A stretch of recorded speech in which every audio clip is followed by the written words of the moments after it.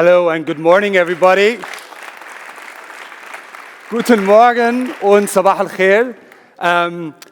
These three languages are part of my identity. I came as a Lebanese immigrant to Germany, and today I'm a German citizen. I belong to Germany, I identify with Germany, and I'm an active part of a society in Germany.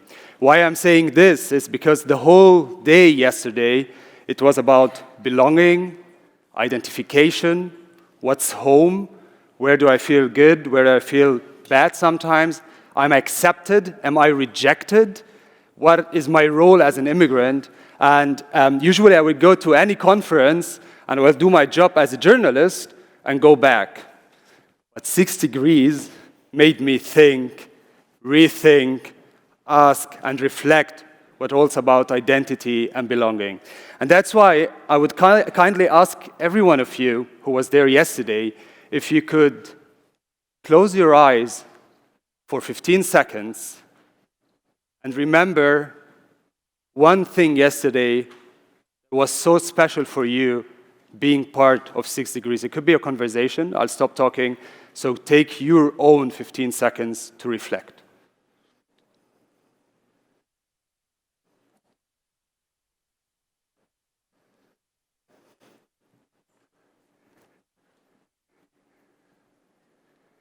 Good. 15 seconds, I think, are over. And no one did a selfie, nor Instagram, nor Facebook, so it was just you and your reflection. I'm going to be really excited to know what did you think during the whole conversation, because it's an open conversation. So today we have one question, which is how to make allies. We already saw my guests today and a panelist, but I would like to introduce them, so to join me on the panel. I'm happy to be joined by the founder and executive director for Humanity in Action. She's from the US, and she says, everybody cares about liberal democracy and pluralism are my potential allies. But there are some who are not my allies. Welcome, Judith Goldstein.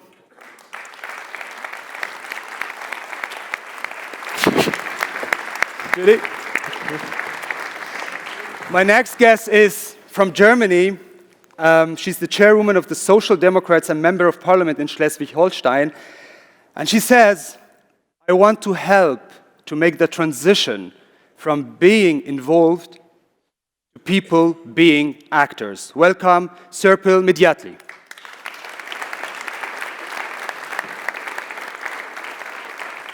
And my next guest is from Burundi. She's a poet and an activist. She's living today in Canada. And she told me, I have multiple identities. That's why I have multiple allies. Welcome, Ketty Nivyabandi.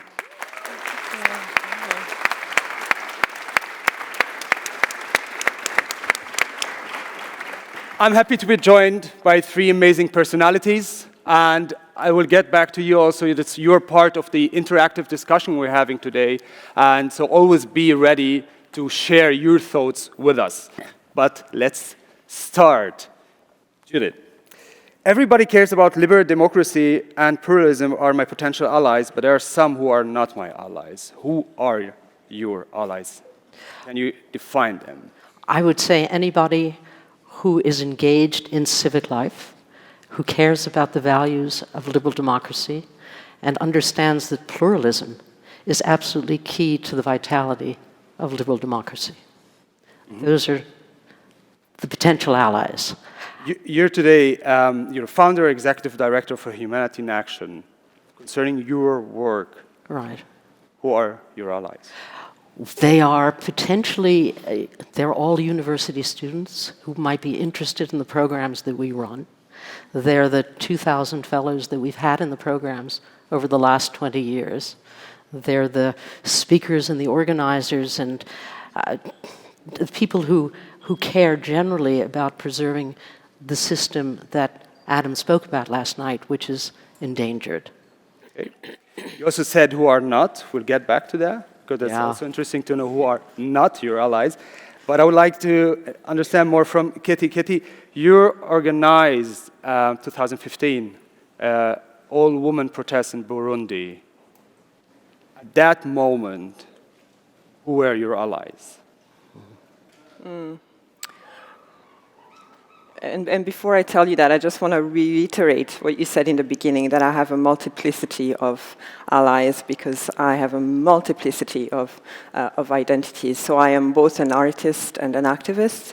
As an artist, my goal is to have all of us who are part of the human families are my potential allies. As an activist, sometimes it differs. So in the context of the 2015 marches in Burundi, we were protesting the hijacking of democracy by our head of state in Burundi at the time, a president who was running for an unconstitutional term in office. And my allies at the time, for the purpose of that march, were women. But why women? And that's because so we had a general state of protest around the country at that time. Citizens were very involved, they were very engaged. But in the streets, you would mostly see young men who were, yes, young and who lived in the peripheries of the city. And you weren't seeing women. So as someone who's hungry for a democracy, I fully understand that for a democracy to work, all of us need to be engaged. And so I felt the need to mobilize women as a specific group, specifically because they weren't heard and we weren't heard and we were not seen. And so that's the reason why I organized with others those marches, to ensure that the voices that were not heard, the voices that were on the margins, and I had something to say, had a space to say it. Because I think building alliance is also a lot about building space. Okay. But you also excluded then the men. No. It looks like exclusion, but it isn't. Sometimes when you have people who've been silenced for a long time, and you want them to be, and who want to participate, you just can't open a space and say, there you go, play along. You need to provide a space, and you need to build a space, and these people need to build a space to strengthen themselves and gather. We need gathering spaces. I think that's a very important part of democracy, or spaces that seek freedom and justice in general. You need to be able to gather people around a space and for them to find their collective voice. That's what it was. In Burundi, traditionally women are not supposed to speak in public. You're not supposed to have a formal voice in public. You're always spoken for. And so it was a feminist act. It was a very important for us to exercise our rights and to be able to voice what we had to say as women, because we were disrupting a system where women were not able to speak. So for that purpose, it was important to just have women. But it's not, we weren't excluding everyone. So it was, you decided for women. We said allies when it comes to liberal values and pluralism in democracy. So we have different words now that we go deep to understand what's exactly about them. Serpil, you said you want to help to make the transition from people being involved to people being actors, from involvement to activism or being part of active. Can you explain more? What do you mean? I mean it because it's my 3 decade in the parliament in Schleswig-Holstein, and I was the first Muslim woman in Schleswig-Holstein to elected for the parliament. And so I became a role model for most of the other person have a migrant background. And so I can, building bridges between the migrants and the majority society, because I think we must be more role models in the society, in the institutions, or in the university, or in the unions, and the other people see, oh, okay, I can do it well, as Serpil. And changing from being involved to being actors, why is that important for you? It's very important because in Germany have the long, long time, migrants are not a part of the society. The majority society talks about migrants, but they don't talk with us. And so I want to change the way we can commonize and participate in the society, and it's very, very important because we have another identities and we have another way we grow up, and so we must be a part of the society to because I convinced that we only can produce good solutions for the society if we talk together and search the solutions together for the big challenges in Germany. Different allies. Would you agree, you three, on a common ally? And you define your criteria. I think we said backstage that first of all, the three of us are allies. I know. Absolutely. Against me. Against you. I'm ready for it. We've had a Nice wonderful time time. We're happy to share our antics with you. But these are marvelous people, and we've sort of tried to sort of usurp his role, but he held on. So we're... I have to. Very strong personality. So exactly. For a short time, we want to change the host. Yes. But we were scared. You know, we're ready for everything. You're the one deciding, the audience is the one deciding, so I'm open for anything. Okay. But till now, I'm the host, so I have a question. He's got about 5 minutes left. So I would like to know the common criteria that you would define for your allies. You talked about liberal values. It was, at the moment, woman, gender. You said it's immigrants, to be involved. So what are the criteria for having allies? Well, I would say that making allies is a process. And it's an active thing that you have to do. And one of the extraordinary things about being in this conference is to see it work. And I was struck particularly by the citizenship aspect, in which you take or you reach out to immigrants and essentially say, we will be your ally, you should be our ally. And in the process, it's an enrichment for both. It's for those who are the hosts and those who are coming into the society. And it's building a consensus about how you want to live together.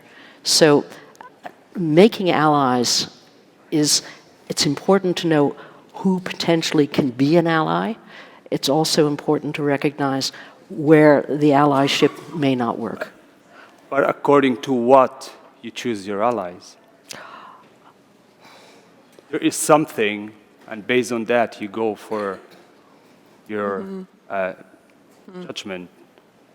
I think for me, in the field of activism, a potential ally is someone who shares the same hunger for justice, hunger for freedom, hunger for equity, and the dignity of all human beings at an equal level. That person is a potential ally to me. And in practice, such an ally, I don't think it's enough to share those values. An ally to me is someone who will walk the talk, who will walk the beliefs, and who will invest, whatever immaterial or material capital they have to advance that. Yeah.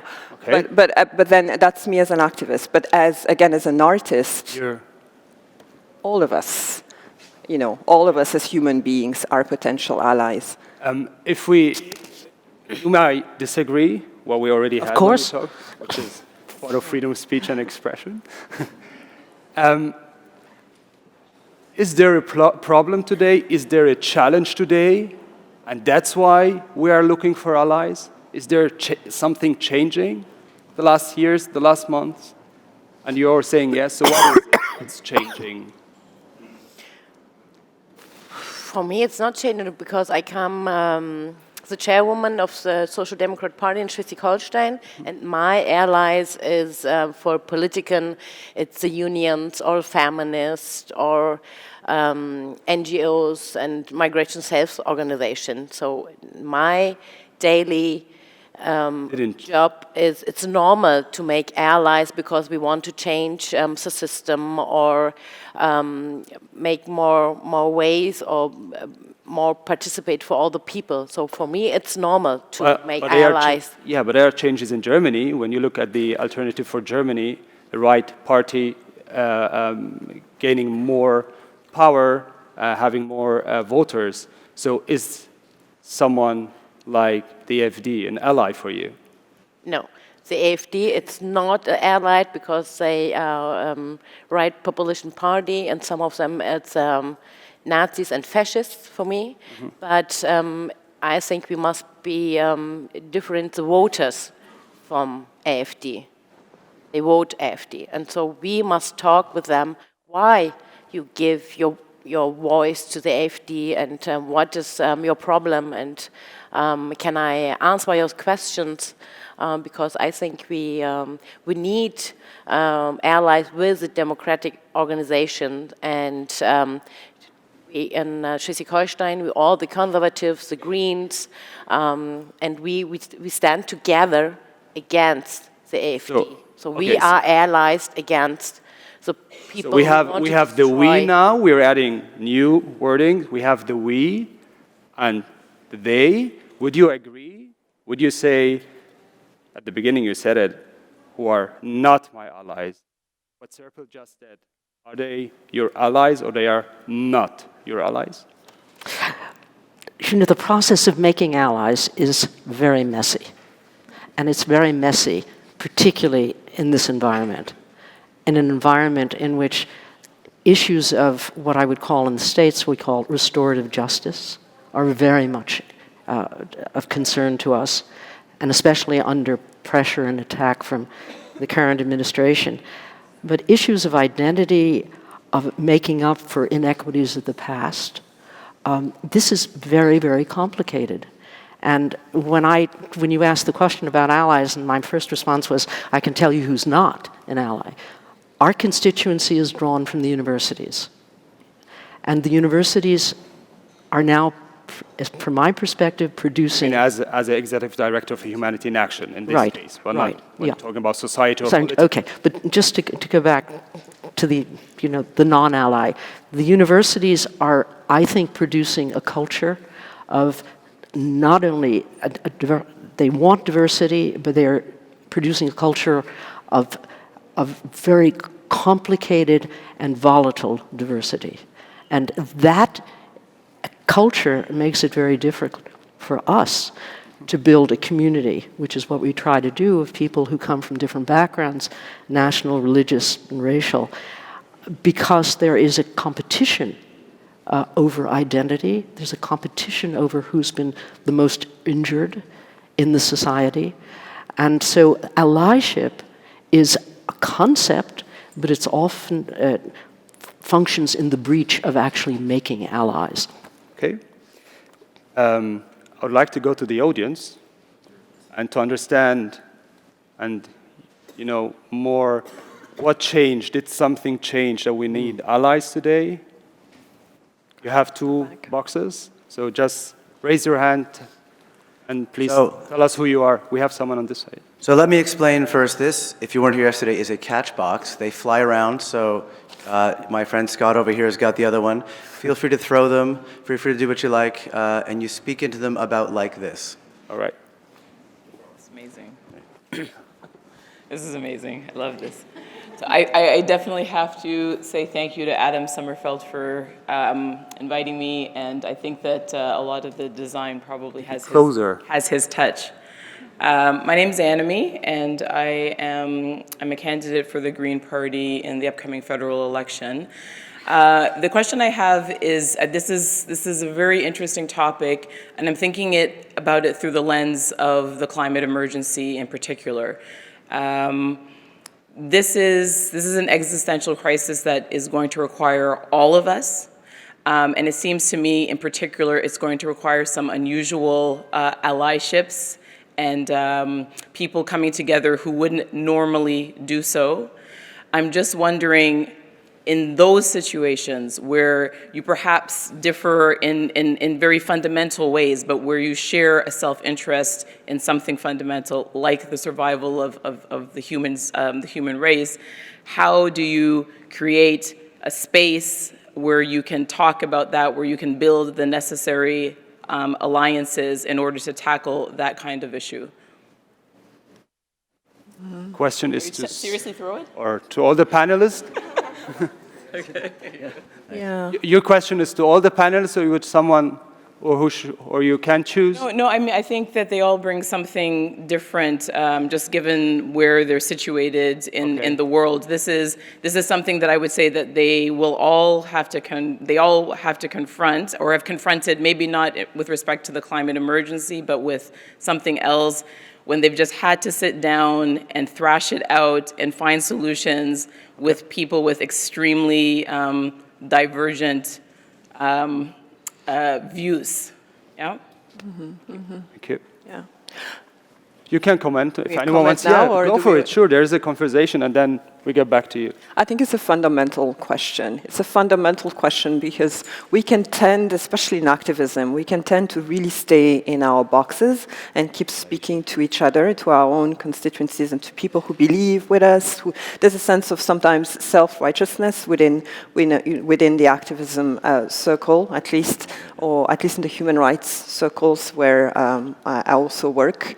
And unless we're able to bridge that gap, unless we're able to reach those who we do not perceive as traditional allies, then it's very difficult to get to what they'll talk about this afternoon, which is making change. In my country, for instance, and I see this pattern happening in other places around the world, the current regime is using young people, young men specifically, young men who are in rural areas, who aspire to be in the city but who feel stuck in rural areas. Their parents were farmers. They want to be in the city and doing some hip things. And so they live with a sense of dissatisfaction. They don't have a clear sense of where they're going, a sense of purpose. And it's very easy to tap into that. And that happens, and that's what the regime is doing, and turning these young people into militias who are indoctrinated and who now become the perpetrators of incredible human rights abuses. But the process of them doing that is interesting because I feel it's the same process that's happening with the far right in Europe. It's the same process that happens when you're recruiting young terrorists. You're tapping into a gap in people. And I think that if we keep speaking to ourselves, to the already converted, and if we don't see that gap in the other, and reach out and try to have a conversation, and perhaps feel that gap, then it will be difficult for our alliances to be strong and to be resilient. That's the question. That's why I was asking you, what are the criteria? Like, who would you talk to then? In this case, would you talk to right extremists and say we have to sit together? Yes or no? I would want to answer as a human being and as perhaps even as an artist, that my ambition would be to be able to talk to everyone, and there are different ways of doing that. For instance, I make a very clear distinction between institutions and the human beings in those institutions. Between the political institutions and the people, and we can denounce. We can work on values, and we can denounce racism, we can denounce ethnicism, we can denounce populism, but unless we do the work of reaching out to those who are, because the other side is doing that work, unless we do reach out and try to understand why people are falling for that, and we're able to connect, find a way to connect with them, then how will we defeat racism? Unless we find a ways to have a breakthrough with a racist, Right. So I think that's a very, very valid question, and one that we all, there are no clear answers, but one that we ought to reflect upon. We got an answer. Yeah, okay. Hallo, my name is Lisa. Ich bin in Ruanda geboren und in Köln aufgewachsen. I was born in Rwanda and raised in Germany. And es ist so seltsam, dass Sie beide zu sehen, als in diesem, it's so strange to see that the people who are representing Germany, I feel you are my people, which is also strange, because I don't live there anymore. I'm back. And why is it strange?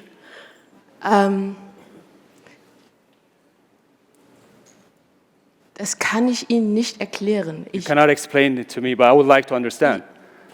I am shaking inside because the centers are, it's so odd and so beautiful and so odd.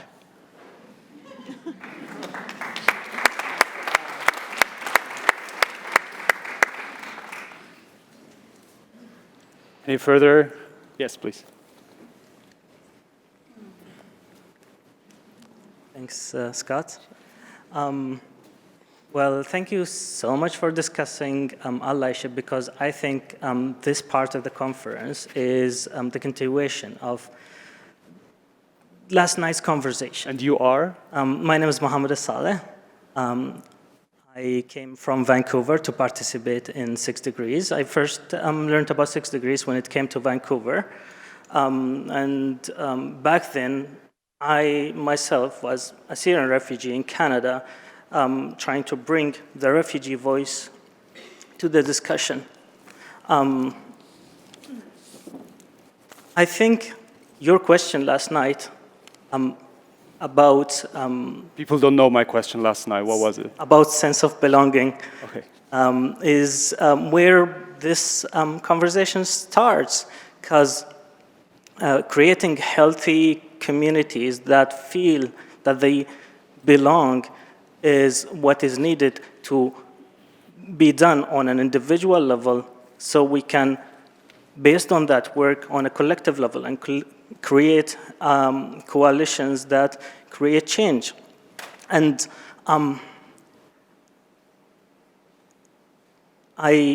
when I met you yesterday, well, first of all, a big fan. I watch your shows, and thank you so much for doing the work that you do in the Middle East, trying to have people just talk about controversial issues. What I shared with you is that I am here, or I found myself a refugee here in 2014. My siblings, my brothers, 1 year later, went to Germany as refugees. So thinking about my journey since 2014 until now, I'm standing here as a Canadian citizen. One of my reasons and motivations to come here was to learn about democracy and make an informed decisions when I vote for the first time ever next month.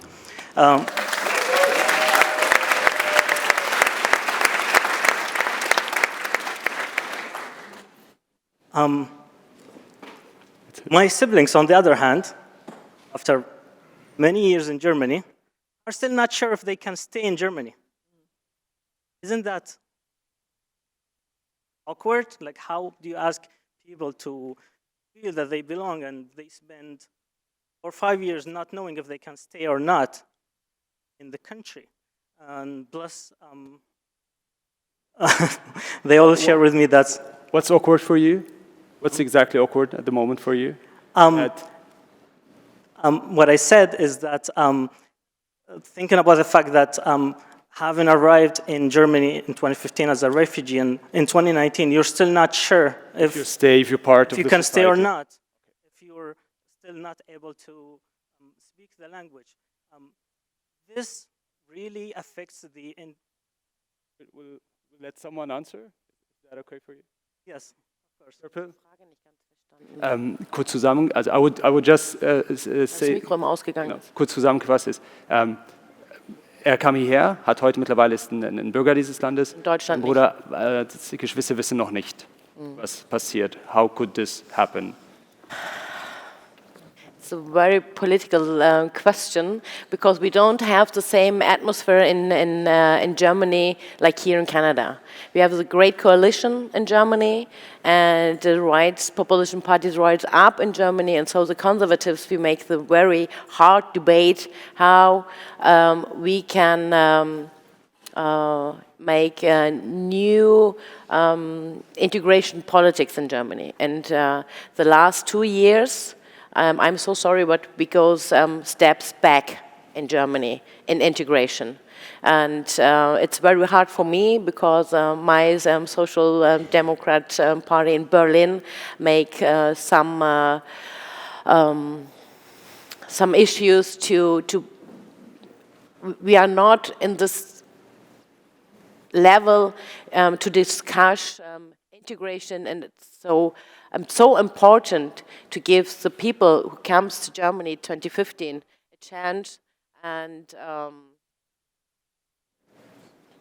a hope to can stay in Germany. But now we have an extreme debate, and we don't discuss the solutions we need, because we make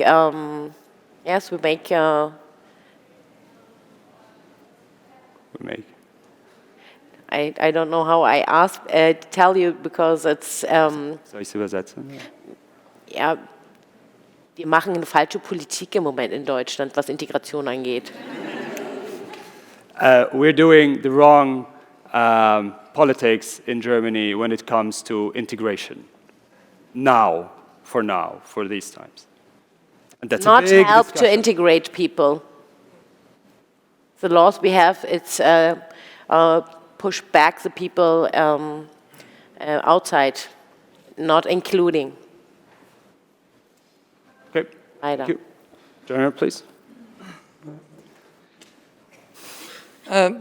My name is Romeo. My parents had a weird sense of humor. I want to go to another angle, because it was raised the point about space, to be able to maneuver. A few years ago, the Dutch government and the Francophonie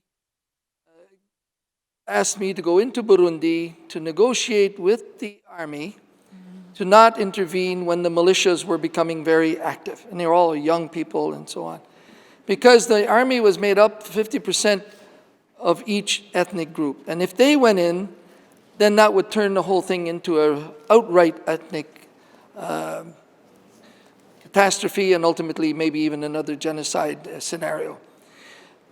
What I'm looking at is that you've been speaking of overt allies, but there are people who can work behind to establish the space to permit the women's to demonstrate, to permit a process to continue. So how do you build these behind-the-scene allies? How did the Dutch and the Francophonie all of a sudden decide to send somebody in to, let's say, provide an atmosphere of security, reasonable, to permit the space to do that?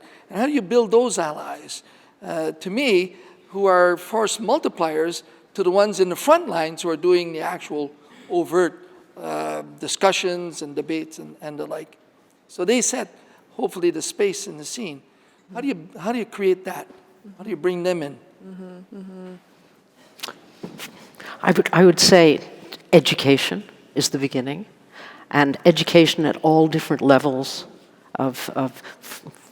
among children, among university students, and continuing education for adults as they develop their professional careers. I mean, a lot of it is just learning about truth. A lot of it is learning about what is valuable in a society. A lot of it is just committing to supporting those ideas. I mean, somebody came up years ago and said, how do we get young people to resist totalitarianism? this was 22 years ago, and far before we were facing the dire situation we're facing today, where liberal democracy is profoundly under attack.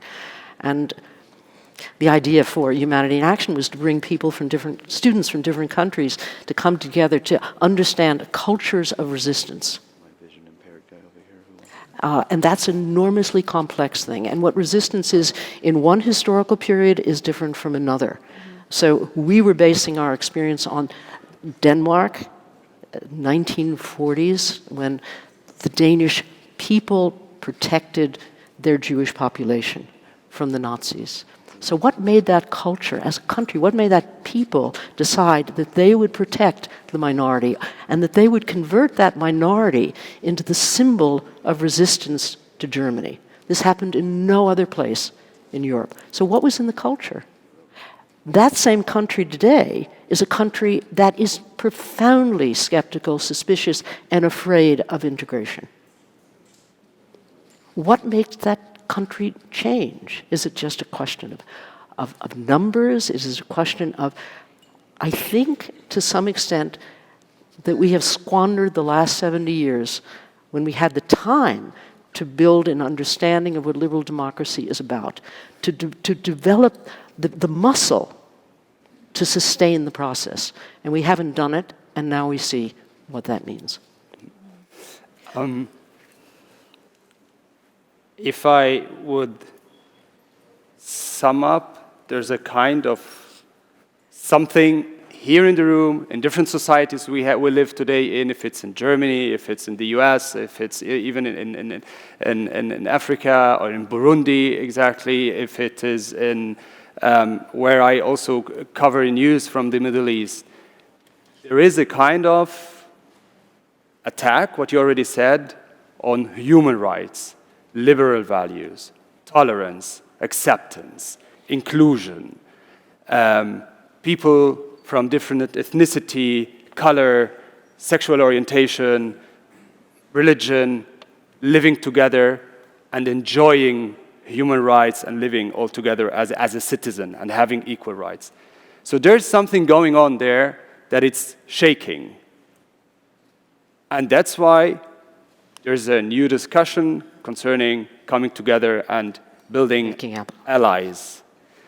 Where will this lead to? Because you already said you wouldn't talk with the AfD. They are part of Germany today. You have other parties in Europe who are also part of society. It's democracy. They are being elected. People are voting for them. So where is that going then? I think last night Adam called it that he said we were living in a state of profound confusion and hysteria, I think if I quote him right.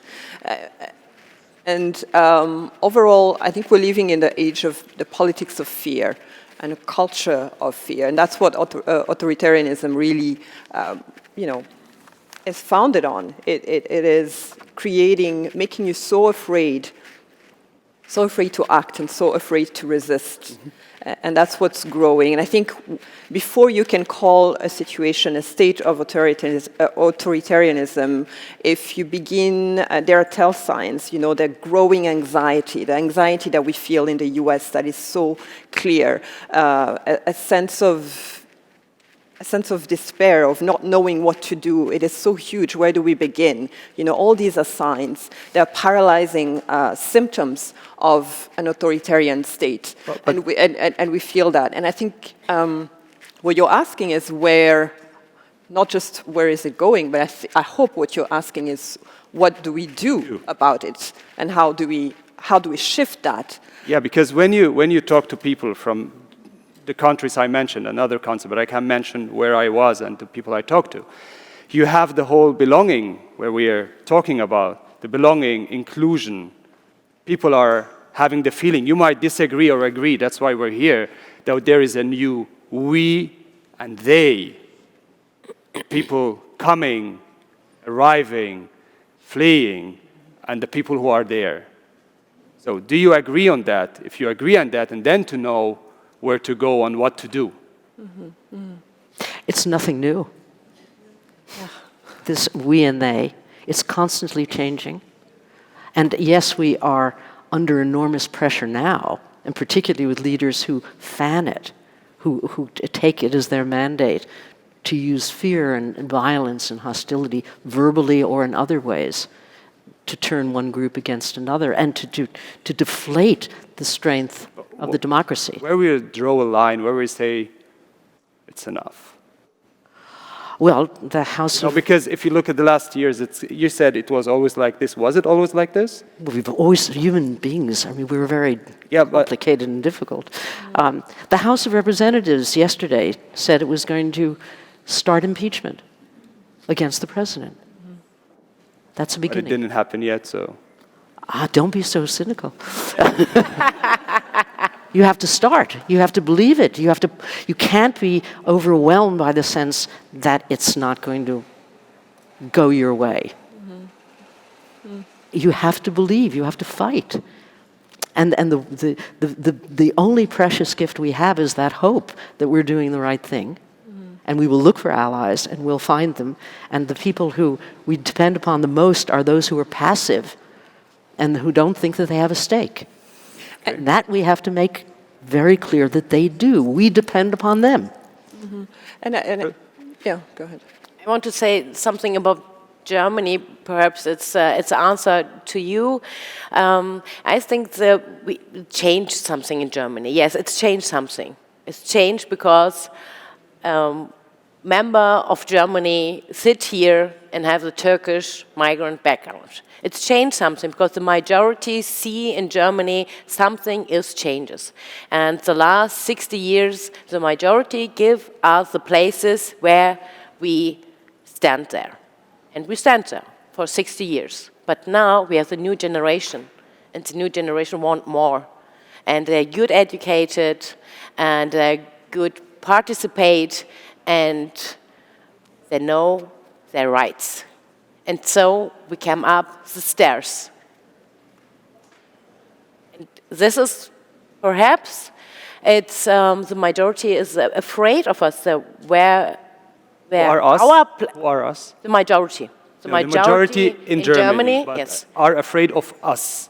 And in this case, who are us?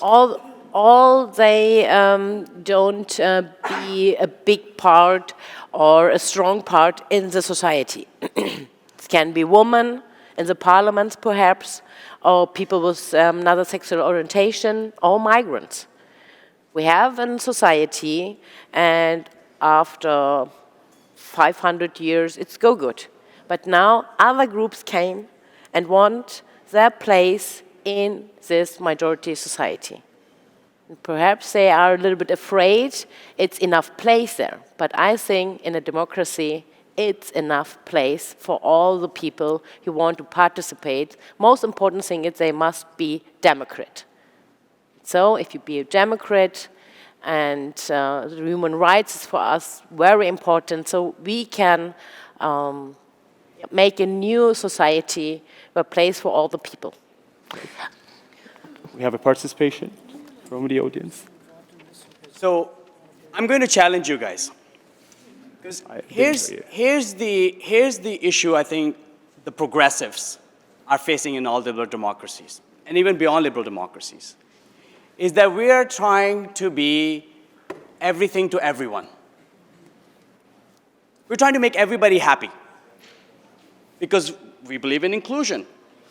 And as such, we're diluting our message. And I think we have to be frank, we're losing the fight right now. We heard that yesterday from Mr. Gopnik. It's been a discussion that's been having. So my question to you is that when we're talking about allies, should we not be more strategic?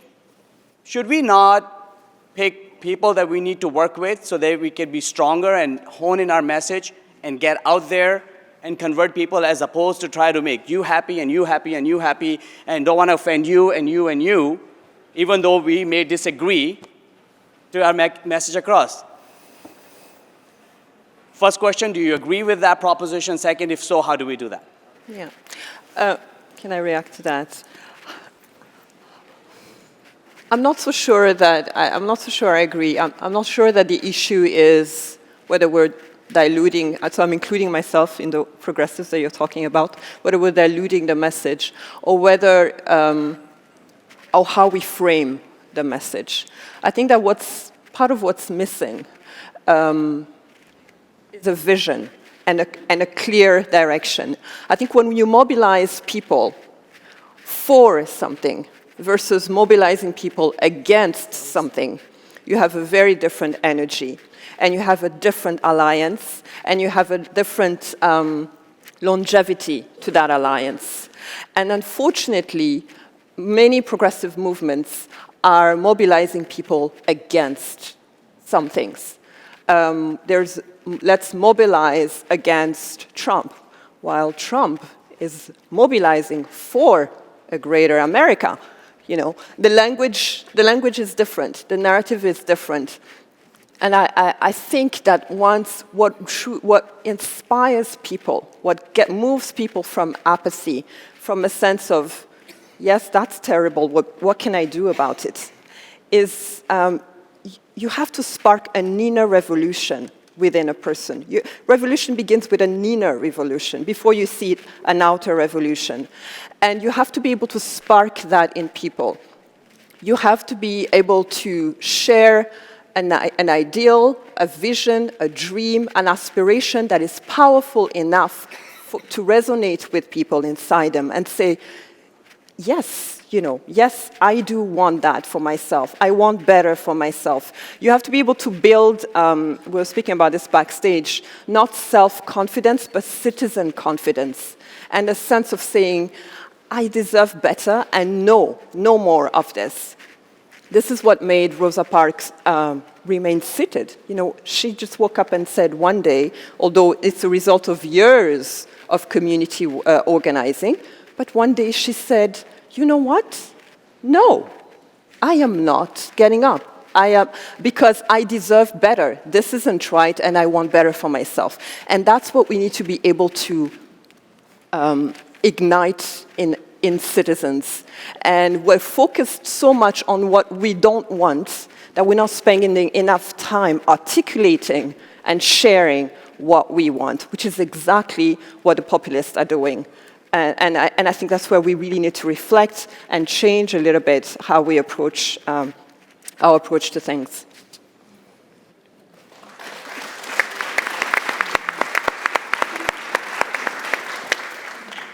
Judith, she mentioned the for and against thing. Would you agree? Do you see it the same? I think I agree with everything that you say. Yes, yeah, you're an ally. We're an ally against him. I got it. It's also incredibly complicated because I was thinking, about Germany. You're not the first other in Germany. I mean, Germany did not enjoy keeping its Jewish population and took care of it. And you come to a Germany that has an enormous sense of guilt about that. But it's caught, because on the one hand, it doesn't ever want to go back to what it was. But on the other hand, it doesn't know how to have an integrated, mixed society. That's very complicated. It's a challenge for all of our societies. It's particularly difficult, and I've thought about this. In America, racial injustice lives with us all the time. And we have to come to terms with it, with a population that has been profoundly abused, exploited, and oppressed. But we have to do it in living time. In Germany, there was no Jewish population left after the war. And so Germany, after 1949, was essentially a homogeneous country. Ethnic cleansing and the war. And so you get into this period where you say, we are all interested in human rights. We really subscribe to human rights. We believe every culture is equal. And then you have immigration. And then you have Merkel saying, I can't stop those people from walking out of the train station in Budapest to Vienna. I won't do it because it looks too much like what happened during the war. And then Europe is completely destabilized because she said, we'll take 1 million immigrants. And nobody else in Europe wanted 1 million immigrants. And so we're in this enormously difficult period of pressure and transition and of trying to come to terms with the best of ourselves and being very subject to the fears that people like Trump use. It's hatred. It isn't so much the positive "Make America Great." That's built on "Make America white again." Make America, be able to enslave and deprive blacks and immigrants of what whites had. So it's very much negative and deep and ugly. And that's what we have to fight against. Okay. We have around 25 minutes left, so we'd like to have an output about tactics, strategy, and solutions. So if the audience would share some solutions with us, would be great. Thank you. And thank you for the very rich discussion about on this topic about allies and how to become allies and how to make allies. Part of the discussion obviously has to do with what we've been talking about related to empathy and sympathy and understanding, inclusion. But it made me remember a American academic, Robin Kelly, was asked what he thought about cultural competency as a way of making change, and he said that, well, it's still important to understand that racism, when we talk about cultural competency, are we really saying that racism is simply our clumsiness and discomfort in dealing with difference? And obviously, he was talking about structural issues of race and domination and the power dynamics, which, and I'm not in any way suggesting the sympathy and the empathy and understanding isn't important. That's a critical dimension, but there's another dimension, which is in trying to address equality and change and inclusion. There is a power dynamic, and when we talk about allies and making allies, there are those of us who may come from traditional communities of privilege, and then there are those who are seeking voice, and rightly so. And so there's a power relationship, just even when everyone is committed to change and equality. And so my question is, in that context, what's the role of those who want to be allies, who come from positions of privilege? What's the role? Is it that, well, you go sit in the corner and we'll tell you when we need your help?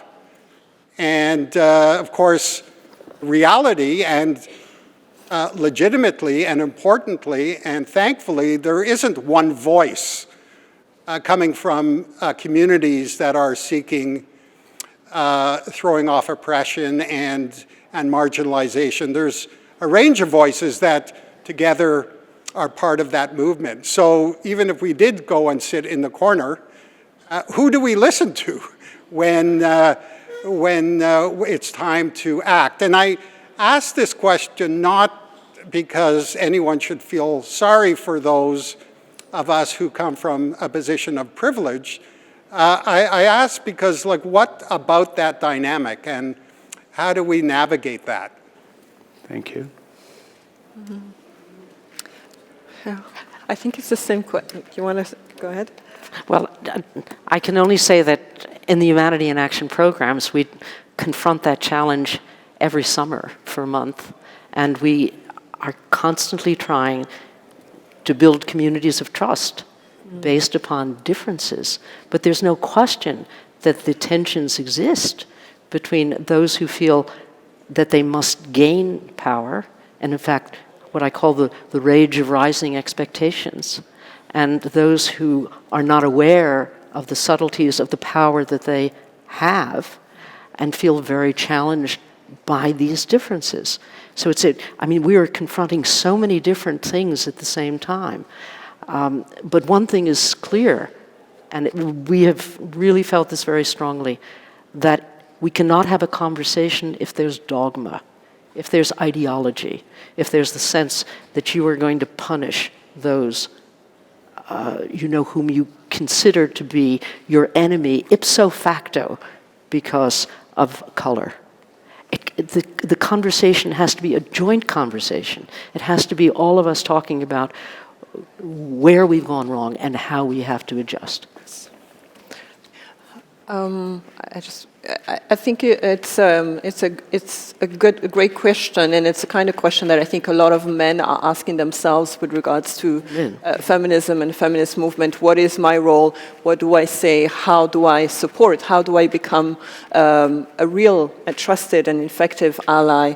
And I think the first thing is, once you've realized your privilege, a word that is overused, that sometimes I don't even want to use it anymore, but once you do that, the first thing is to go back to your community of privilege, and educate that community and challenge the power dynamics where you are, because you're already coming in with a certain capital and a certain amount of power. How are you using that to challenge? A lot of people want to be allies. Let me help you in what you're doing. How about you go back to where you came from, and you change, you make things a lot easier. You make it a lot easier for my voice to be heard. And so a lot of it is about listening, and just listening. And some people, it's difficult when you've been so used to taking up space. You say, okay, I'll listen, but what else can I do? No, just listen. We'll listen. That is... We're all listening. We're all listening. Yes. Okay. Hi, so it's David again. So we got 20 minutes left. Jaafar still has not had a coup against him and is still the moderator of this session. But as these things are flying around right now, we're focusing on solutions. So we're going to try and keep it as quick as we can with the catch box so we can get as many people in as possible. So consider this a lightning round. And I can start, because I think I have a solution. Well, here you go. Ah, perfect. Okay. Hi, my name is Carol Kehoe. I'm the executive director of Tafel Music. We're an internationally known Baroque orchestra. We're based in Canada. Recently, what we decided... Closer, please, so we can hear you. Recently, what we did was we decided that we wanted to change our repertoire. Our repertoire is Baroque music, and we decided that we wanted to play something else. We wanted to include more individuals who had not experienced the music we do. We did that, and we lost 10% of our subscribers. These are subscribers who believe that the only music that we should be playing is a Baroque orchestra composition. We decided that we were going to carry on, and we had to be prepared to lose something. We had to be prepared to give up what we had in subscribers so that we could open ourselves to new individuals. And I think that's one of the things that we don't talk enough about, is what is each of us who has prepared to give up? Because that is only what we're going to be able to do in societies in order to be able to provide more space for others. Thank you. Yes. Hi, my name is Janine Al-Hadidi, and I'm really interested in everything you have to say. I'm a student at the University of Toronto.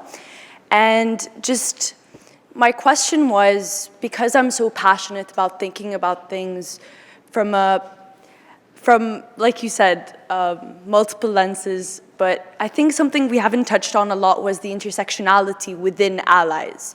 We haven't talked about accessibility, we haven't talked about sexuality, we haven't talked about age, we haven't talked about different things that really dictate how allies function within different spaces, because allies in the city of Toronto are very different from the Middle East, very different from Germany, like you said. And we have to think about these forms of precarious status, vulnerability, just limitations in general. So how do we create a dialogue that encompasses all of this? And for me, creating that dialogue as a part of solution has to include different sections within society, different forms of stratification that we have deemed just and normal for this long. Even within these discussions, we have to dig deeper into these types of issues. Serpil? No. So who's next? Okay.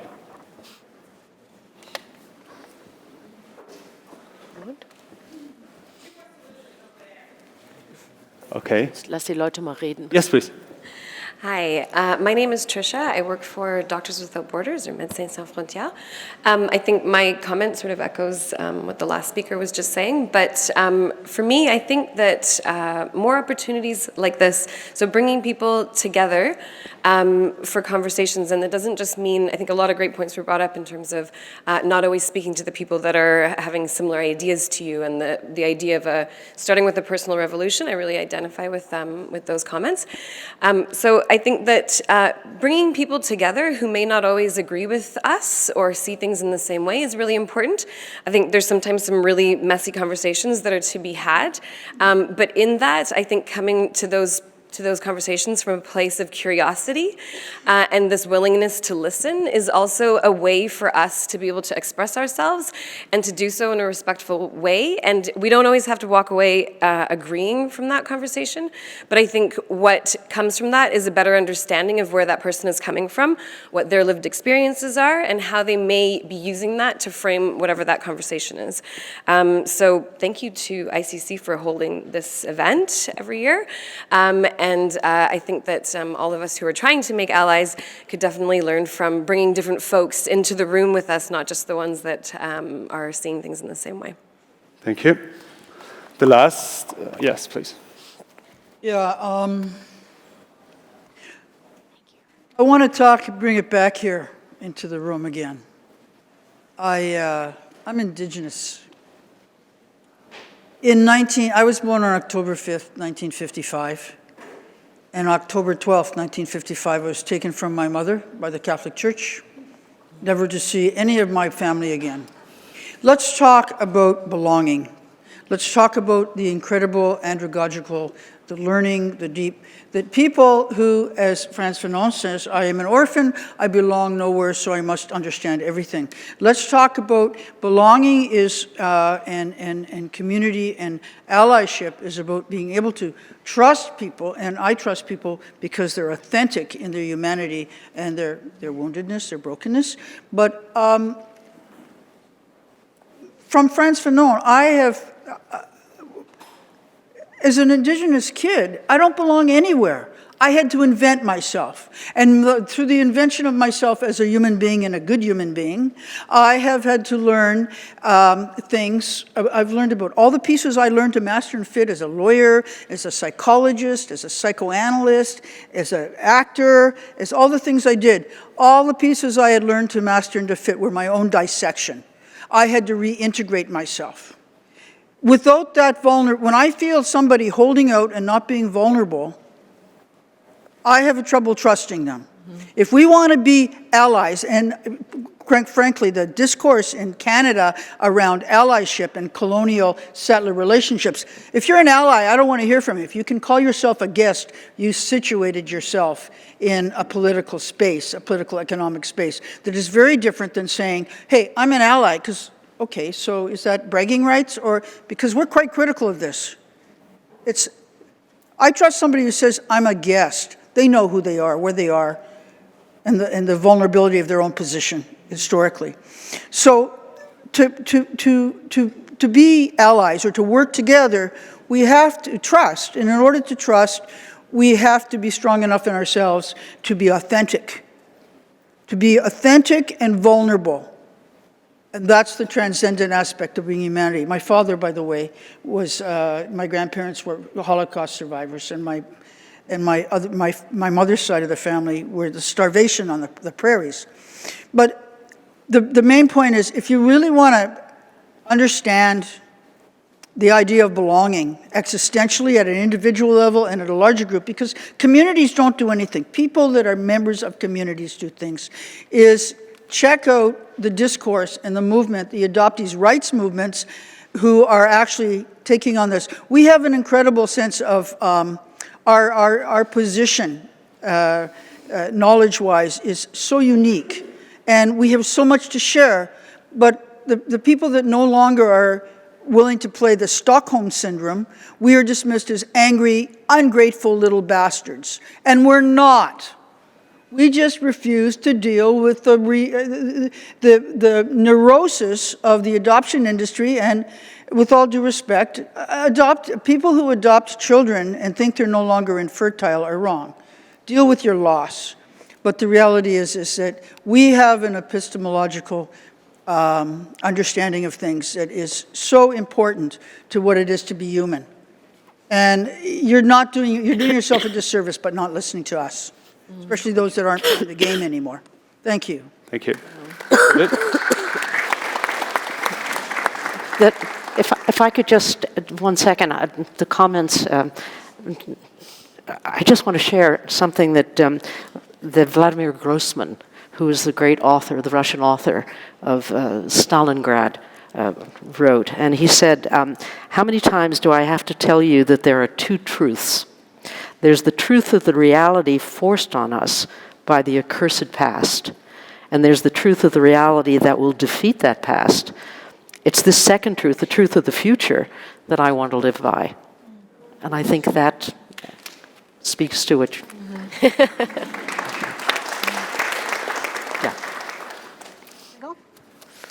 Hi, my name is Sonia. I'm unemployed. To the people of privilege, I would invite you to consider allyship less as an identity and more of a practice. Sure, it's the process. Hi, last one, and then we're... Okay, great. Since we mentioned sense of belonging, I have a question basis that. And I'd like to start by defining what I understand is how human species is. So human species, I feel, is emotional and communal. We live in a community where we find that sense of belonging. It's always comforting to find somebody who's just like you, so that you know I am all right. It's okay to be a certain way. It's okay to speak a certain language. And now the world is going right when it actually is going wrong.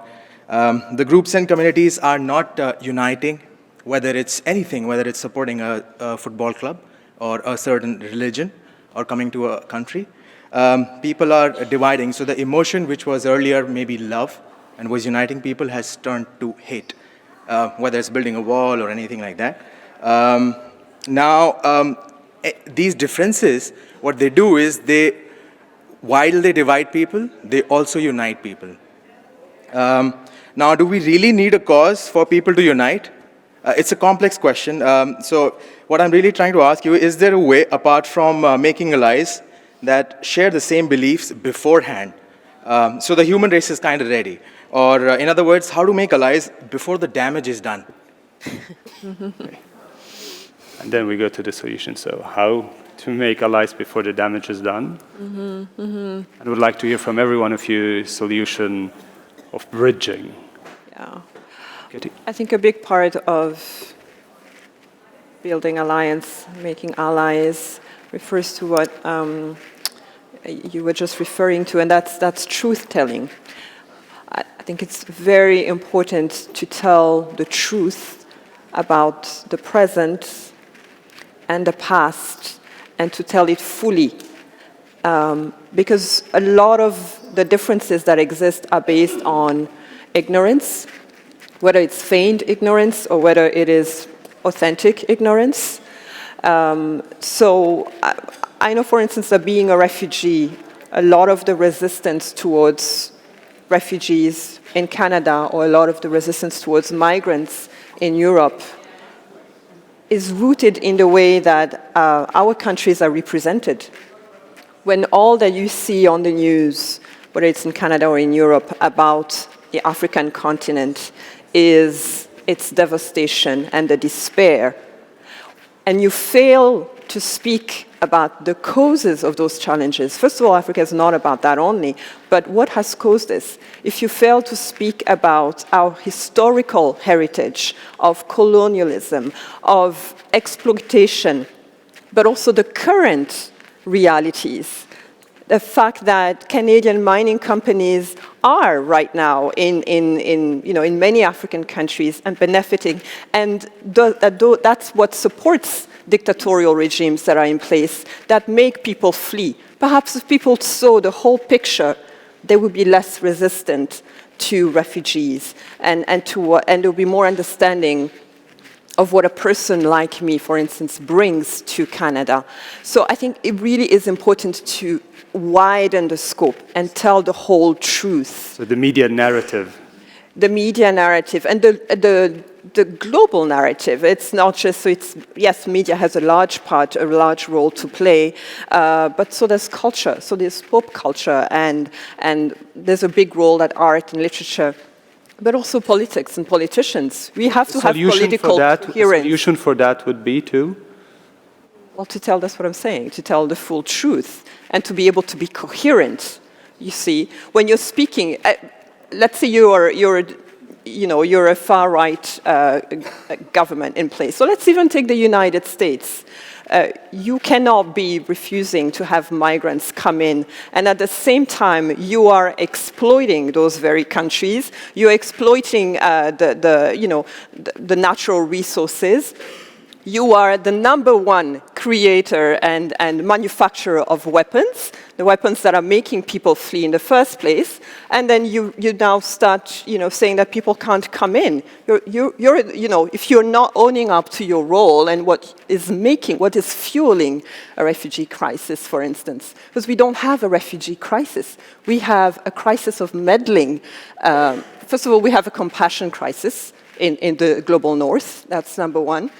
And we have a crisis of meddling in other countries. We have a crisis of militarism. We have a crisis of neoliberalism. We have a crisis of exploitation. That's global. So we need to reframe, I think, and that's what I mean by truth-telling, being able to reframe and shift the narratives that we've created in our minds. And that's one of the ways to build new alliances and to make people see differently, because that's what alliance is you make the other person see things that they hadn't seen before, and then they join you in what you're doing.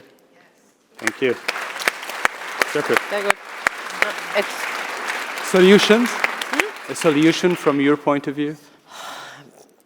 We have not so many time, but I think that what we must do, the new German or the new Canadian, perhaps it's our task to save the democracy.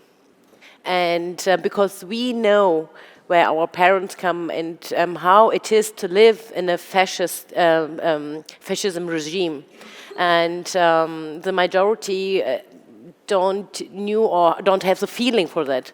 And because and perhaps it was my task or the other new German to save the democracy and participation and destroy against the racist. It's our job to make this, I think. Thank you. Judith. I think we just can't take for granted the ideals, the things that we have essentially lived off of. And it's a forum like this, which I think are absolutely critical to bring in so many different voices, and voices of the public, the voices of people who sort of work in the field. And this exchange of ideas is stretching us and making us think differently. And so I think it is this kind of ongoing education, and seeking out people who are different from you, but absolutely want to be working with you to make our societies better. So it's this kind of forum which is one of the answers to what we're facing. And I think in Canada, and particularly in terms of citizenship, redefining what citizenship means so that everybody can participate at various levels of understanding in what the society aspires to. And aspiration and hope are absolutely critical to all of this. Thank you so much. Thank you for the audience for being here and having this dynamic, lively discussion. I hope you enjoyed it. All questions were answered. And the host remained the host, which is wonderful, and we should thank him. Thank you so much. Thank you. Thank you.